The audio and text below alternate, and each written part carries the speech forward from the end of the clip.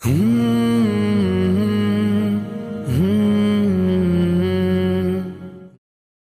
उस वक्त उस रात जो है 80 माओं ने अपने बच्चों को, अपने कलेजे के टुकड़ों को अपने सामने दम तोड़ते हुए ऑक्सीजन के बिना देखा था। जिस इंसान के भी जिसमें दिल होगा, वो दिल धड़कता होगा, वो मरते हुए बच्चों को नहीं देख सकता है। नंगा कर दिया जाता था, कपड़े उतार के एक आदमी पैर पकड़ता था, एक आदमी हाथ पकड़ता था और मारते थे। इतना मारते थे कि मुझे नहीं याद है कब तक मारते थे। तो मैं पैर पकड़ के रोया था जेलर के कि 2 रोटी दे दीजिए, पानी दे दीजिए। बहुत रोया था, भीख मांगी थी, गिड़गिड़ाया था। मैं जो हूँ चिल्लाता था जेल की सलाखों को पकड़ के, कोई है, खाना दे दो, खाना दे दो, पानी दे दो। कहा जब तक योगी के खिलाफ बोलना बंद नहीं करेंगे तब तक जो है आपको खाना नहीं दिया जाएगा। तो बताने की कोशिश करूंगा कि एक जूनियर डॉक्टर था, मणिपाल कर्नाटका से पढ़ के गया था, एक कॉर्पोरेट हॉस्पिटल की वर्किंग जानता था। कभी एहसास नहीं हुआ था किसी हॉस्पिटल में जो है ऑक्सीजन की कमी हो सकती है। मतलब इलेक्ट्रिसिटी तो जा सकती है कुछ सेकंड के लिए, पानी तो बंद हो सकता है, लेकिन ऑक्सीजन नहीं बंद हो सकती है।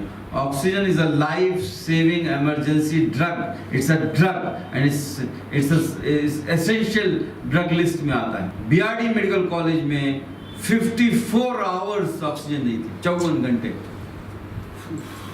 7:30 PM on 10th of August 2017, liquid oxygen supply stopped and started only on 13th of August 2017, 2 AM. For 54 hours there was no liquid oxygen. सोने जा रहा था, अपनी बच्ची के साथ खेल रहा था कि व्हाट्सएप पे मैसेज आता है, डॉक्टर उसका ग्रुप था अपना बीआरडी का, there is no liquid oxygen and kids are dying. तो चला गया, एहसास नहीं था कि क्या होने वाला है। और फिर next 54 hours we tried to revive those kids. एक झूठ बोला गया पहले। They wanted to bury the whole incident, the whole government machinery started, तो कुछ हुआ ही नहीं है। जैसे सिद्धार्थनाथ सिंह जो हेल्थ मिनिस्टर थे, उन्होंने बयान दिया अगस्त में तो मौतें होती रहती हैं। इन 2016 18.5 kids died, in 2017 25 kids died। तो क्या हुआ, गरीब के बच्चे हैं, मरते हैं, मर जाने दो। 13 तारीख को Honorable Prime Minister Narendra Modi sent a team of doctors from Delhi with the Union Health Minister JP Nadda. So there was a conspiracy to dislodge Yogi Adityanath. And Yogi Adityanath ji is very clever man, you know. He knew that this team is coming just to throw me out from that seat. तो उन्होंने JP Nadda से कहा ये मेरा गोरखपुर है। तो what happened after that? He wanted a scapegoat. The media, which is like I have already explained in this book, that the BRD Medical College become a peoply life, you know. एक माँ के जिस्म का हिस्सा होता है, और मुझे जैसे आप उंगली काट दो ना दर्द होता है, वैसे माँ को दर्द होता है। तो उस वक्त उस रात जो है 80 माओं ने अपने बच्चों को, अपने कलेजे के टुकड़ों को अपने सामने दम तोड़ते हुए ऑक्सीजन के बिना देखा था। तो 13 तारीख को यूनियन मिनिस्टर जेपी नड्डा के साथ जो है योगी जी आते हैं बीआरडी मेडिकल कॉलेज। उनको अकेले नहीं जाने दिया, लखनऊ से ही उनको पकड़ लिया Gorakhpur. He was sent from the Delhi, but Chief Minister accompanied him to the Gorakhpur with the Union Minister Shubhata Shukla was there, District Magistrate, the Commissioner was there. So I was called. और जब बुलाया गया था तो बहुत खुश हो गया था, मुझे लगा था शाबाशी मिलेगी। मेरे जाने से पहले शायद रूम में कुछ बात हो चुकी होगी। The Chief Minister stared at me, ignoring my greeting. He was fuming, he was flushed, he was angry. तो तू डॉक्टर कफील है। Then the moment he said "tu," I had a feeling that कुछ तो गड़बड़ हो गया है। The CM then turned to a consultant and asked, ये 4-5 सिलेंडर लाकर कितनी जिंदगी बचा ली? Inside my head, a voice was screaming, not 4 or 5, we arranged 500 cylinders in those 54 hours. तो तू सोचता है तू सिलेंडर लाके तू हीरो बन जाएगा, देखता हूँ तुझे। That's all. Those 4 words until now, 5 years. has changed my life upside down. So why this happened? So this conspiracy of inside the BJP, he needed a scapegoat. So in that hall there was few selected media person were also there, few selected media person. They started howling at 9 o'clock. जो अभी तक doctor कफील फरिश्ता था, saviour था, उसको जो है कातिल, 70 बच्चों का कातिल बताने लगे। ये टैंक है, ये 150 फीट लंबा, 150 feet tall cement and steel का बना हुआ टैंक है। किसी भी बड़े मेडिकल कॉलेज में जाएंगे देख लेंगे, मेरे ख्याल से उस्मानिया हैदराबाद में भी होगा। आपकी अदालत चलाने वाले एक साहब हैं, नाम लेके अपनी ज़बान भी गंदा नहीं करना चाहूँगा, 9 बजे के प्राइम टाइम में कहते हैं कि मैं इसको चुरा के लेके जाता था अपने प्राइवेट क्लिनिक।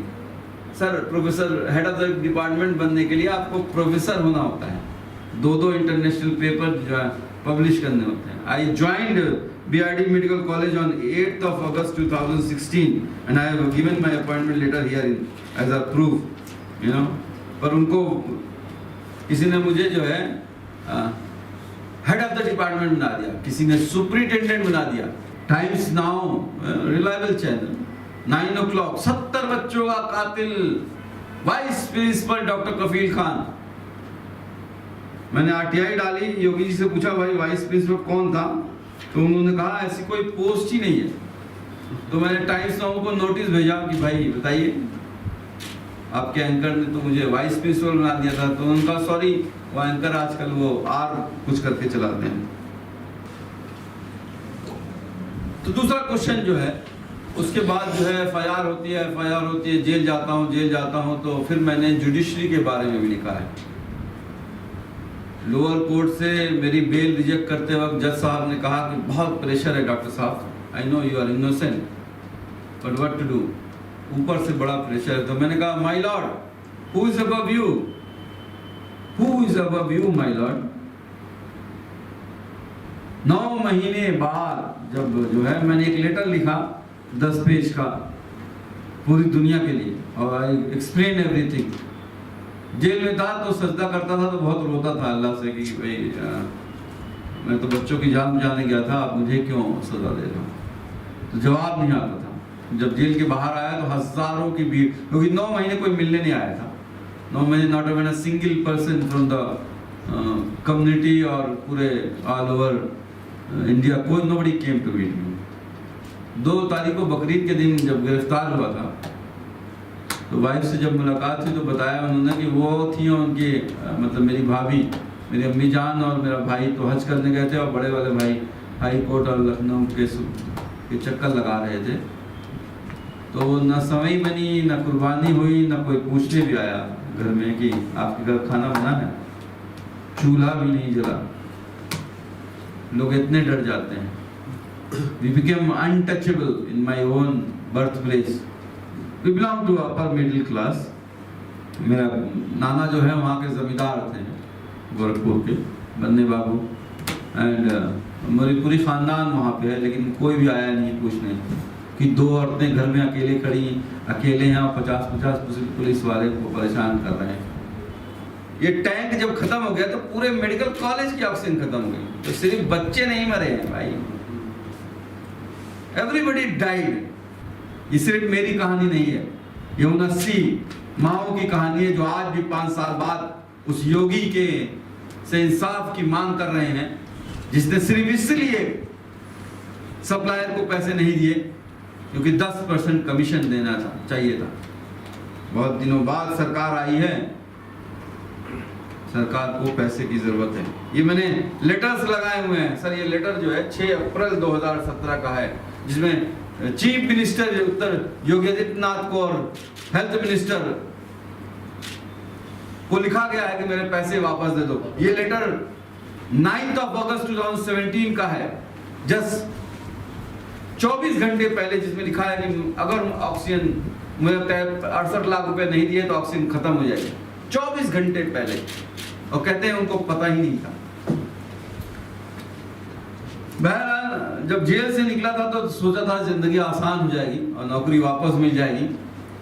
तो एक इंक्वायरी कमेटी प्रिंसिपल सेक्रेटरी के साथ बैठाई जाती है कमेटी बना के, और उस कमेटी को भी 2 साल लग गए रिपोर्ट लाने में। वो भी जब मैं हाई कोर्ट और सुप्रीम कोर्ट में जाके मुझे दरवाजे खटखटाने पड़े, और जब उन्होंने ऑर्डर दिया कि 90 दिन के अंदर इंक्वायरी खत्म करो, तो 15th of April 2019 the inquiry report came and it absolved me of all the charges।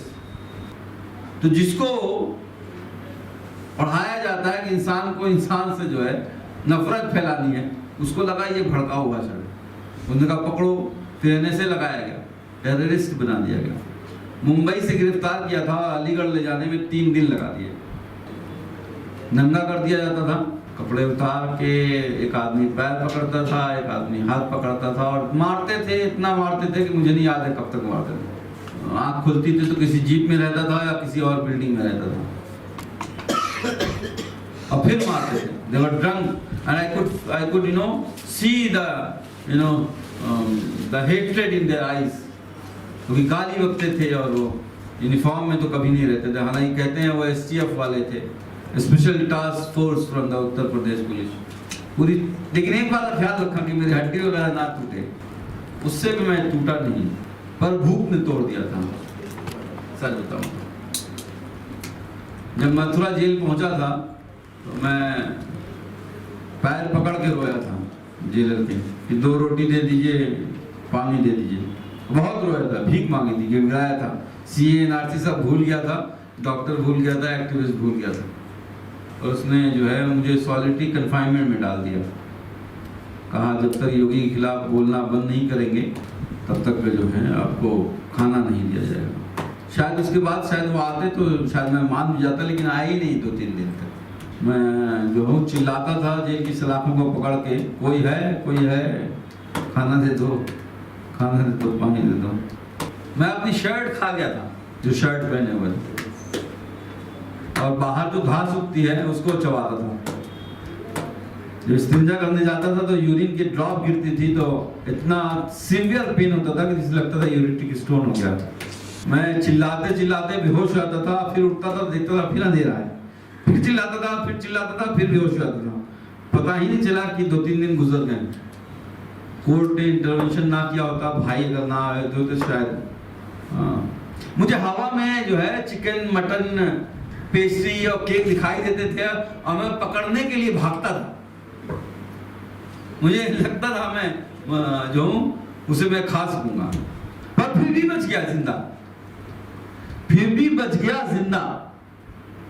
तो मैं ये मानता हूं शायद यही है ना अल्लाह की रहमत। भाई डॉक्टर साहब बैठे हैं, 5 दिन किसी को पानी ना दो, एक्यूट रीनल फेलियर हो जाएगा, किडनी फेल हो जाएगी, पर फिर भी मैं जिंदा बच गया। 8 लोग जेल गए थे, 7 लोगों को जो है नौकरी दे दी गई, शायद इसलिए कि वो पूछते नहीं है कि 63 बच्चे मरे क्यों। मैं सवाल करता हूँ हर तब, क्योंकि मुझे लगता है कि जिस इंसान के भी जिसमें दिल होगा, वो दिल धड़कता होगा, वो मरते हुए बच्चों को नहीं देख सकता है। हाई कोर्ट के स्टे देने के बावजूद, सेकंड सस्पेंशन के स्टे देने के बावजूद 8 बार इंक्वायरी कमेटी बना चुके हैं 5 साल में, 8 इंक्वायरी कमेटी, और सब में क्लीन चिट मिल गई, फिर भी नौकरी से निकाल दिया। अब आप देखिएगा, कोर्ट कह रहा है कि ये मेडिकल नेग्लिजेंस नहीं किया है, करप्शन नहीं किया है, कोर्ट इस सस्पेंशन को स्टे दे रहा है, पर फिर भी अब बर्खास्त कर दे रहे हैं। तो ये लोग जो हैं कॉन्स्टिट्यूशन को मानते ही नहीं है, उसको मुख्यमंत्री बना दिया है। अब आप सोचिएगा जुडिशरी का क्या हालत होगी। हमने कोर्ट केस फाइल कर दिया है फिर से, लेकिन मैं तो कहता हूं, वही कह रहा हूं ना, केस लड़ना आसान नहीं होता है। एक जो वकील 5 लाख रुपए से कम नहीं लेता है। सुप्रीम कोर्ट आ जाइए तो 5 लाख से 25 लाख रुपए लेगा, इसलिए एक बार खड़ा होने का। हाँ, कह देंगे कि भाई चलिए आपसे 5 लाख नहीं 3 लाख दे दीजिए, लेकिन कितनी बार हाई कोर्ट सुप्रीम कोर्ट जा चुका हूं। जय सत्तार साहब ने कहा मैं ज्वेलरी बेचे नहीं, गिरवी रखी है, जमीन बहुत है, नाना जमींदार थे, पर कोई खरीदता नहीं है, डर के कि योग खरीदेंगे तो योगी जी गुस्सा हो जाएंगे। हम अपने ही शहर में भाई का बहुत बड़ा बिजनेस था, अदीब भाई का 20 करोड़ का टर्नओवर था। आज ये हालत हो गई है कि सब कुछ 100 एम्प्लॉय थे, आज 5 भी नहीं बचे। तो पूरी फैमिली खड़ी रही और मेरी अम्मी जान जो है उसमें बहुत स्ट्रांग रोल उन्होंने निभाया। तो हर बार ये कहते थे कि मत बोलो, चाहे बीआरडी में जेल में था तब भी, जब मेरे भाई को गोली मारी तब भी, मारी गई तब भी, तब जब बहराइच में जेल भेजा तब भी, जब मथुरा में भेजा तब भी, हर बार ये कहते रहे कि बीआरडी के बारे में बात करना बंद कीजिए, उन बच्चों के मौत के बारे में बात करना बंद कीजिए, सरकार की जो पॉलिसीज है उसको क्रिटिसिज्म बंद कीजिए। तो मैंने कहा ठीक है, लिख देता हूँ फिर मैं, तो मैंने लिख दिया। और this is I will tell you, जो मैंने दिल से लिखा है, सब कुछ लिख दिया है इसमें, जो कुछ मेरे साथ 2 साल, ये पूरी कहानी नहीं है मेरी, सिर्फ बीआरडी और 2019 तक की है। हैप्पी एंडिंग दी है, हीरो को क्लीन चिट मिल गई है, अभी हीरो मरा नहीं है। लिख रहा हूँ दूसरी किताब, तो पढ़िएगा, पढ़ने के बाद ही आपको समझ में आएगा कि आप जो सोचते हो कि डॉक्टर कफील के बारे में जानते हो, तब आपको एहसास हुआ कि आप जानते ही नहीं थे क्या हुआ। तब आपको एहसास होगा कि उस माँ को कैसे जो है, उस माँ ने जो है पुलिस वालों को झेला होगा, कैसे मेरी बीवी ने जो है बच्ची को गोद में लेके डीएम और कमिश्नर और इंस्पेक्टर के सामने गिड़गिड़ाई होगी, जो कभी निकली नहीं होगी। मैं सिर्फ इसलिए लड़ रहा हूँ, मैं जब किताब लिख रहा था तो मेरी अम्मी ने बहुत हाथ जोड़े, मेरी वाइफ ने भी कहा बस कीजिए। 5 साल हम लोग की शादी को हुआ है, 7 साल, 500 दिन जेल रह लिए, 250 दिन कैंप के लिए बाहर रहे, अब किताब लिख रहे हैं कमरे में नीचे बैठ के। अम्मी कहती थी कि शैतान है सब शैतान, तुम नहीं लड़ सकते बेटा। तो मैंने अम्मी से कहा था कि भाई आप ही तो कहती थी कि जो है जुल्म करने वाले से ज्यादा जुल्म सहने वाला होता है। अगर किसी के सामने अगर जुल्म हो रहा है तो अगर आपने आंखें बंद कर ली तो आप भी गुनाहगार, आप ही तो कहती थी। तो किसी तरह से उनको मनाया, और 17 को बुक लॉन्च की है, 20 तारीख को पुलिस पहुंच जाती है, फिर 28 तारीख को पहुंचती है। और अभी मैं केरल में था लॉन्चिंग में, तो पूरी पुलिस जीप पहुंच गई और अम्मी को जो है डर जाती हैं वो कि फिर से गिरफ्तार करने चले आए हैं उसके बच्चे को।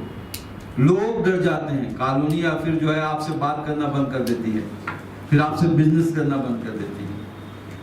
फोटो लोग तो जब जाता हूँ तो फोटो खिंचवाते हैं, लेकिन बहुत से लोग ऐसे भी डर जाते हैं कहीं फोटो ना साथ में आए। फिर भी मैं कहूंगा कि मैं बहुत खुशनसीब हूं, फिर भी मैं कहूंगा, मैं बता रहा हूं, जामिया जेएनयू के कितने लड़के आज 2 साल के बाद भी जेल में हैं, कितनों को मार दिया गया यूपी में, बिहार में, कितनों को। फिर भी मैं खुशनसीब हूं कि आज आपके सामने जो हूं, ये नसीब हुआ कि किताब लिख सका, आपके सामने बात कर सका। अम्मी जान जिंदा हैं, भाई मेरा 4 गोलियां लगने के बावजूद यूपी की पुलिस, आपको पता होगा शायद, 4 घंटे तक एक वैन में डाल के वो घुमाती रही, और वो मेरा भाई खून बहता रहा, वो तड़पता रहा, वो चिल्लाता रहा, और मैं डॉक्टर से देख रहा था कि पल्स स्टेबल हो रही है और वो कभी भी मर सकता है, और फिर भी बच गया। इसलिए मैं कहता हूं कि मैं खुशनसीब, लकी हूं। कितने लोग 10-20 साल बाद जेल से बाहर आते हैं। बस आपका अमाल सही होना चाहिए। अमाल का मतलब है आपका दिल साफ होना चाहिए, किसी को भी धोखा नहीं देना है, किसी को भी दुख नहीं पहुंचाना है, किसी को भी, और कभी भी झूठ नहीं बोलना है। ये 3 बात हमेशा आपको याद रखनी चाहिए। अमाल सही होना चाहिए, रास्ता आप चुनिए, choose the right path.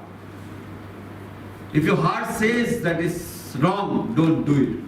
If your heart says that you have chosen the right path, you are right, do it. कहा ना, फिरौन नहीं रहा तो फिर ये योगी जी और मोदी जी कौन है? Leave the end result to Allah. मंजिल तो अल्लाह डिसाइड करेगा ना, आपको तो रास्ता डिसाइड करो। तो मैंने अपना रास्ता डिसाइड किया है।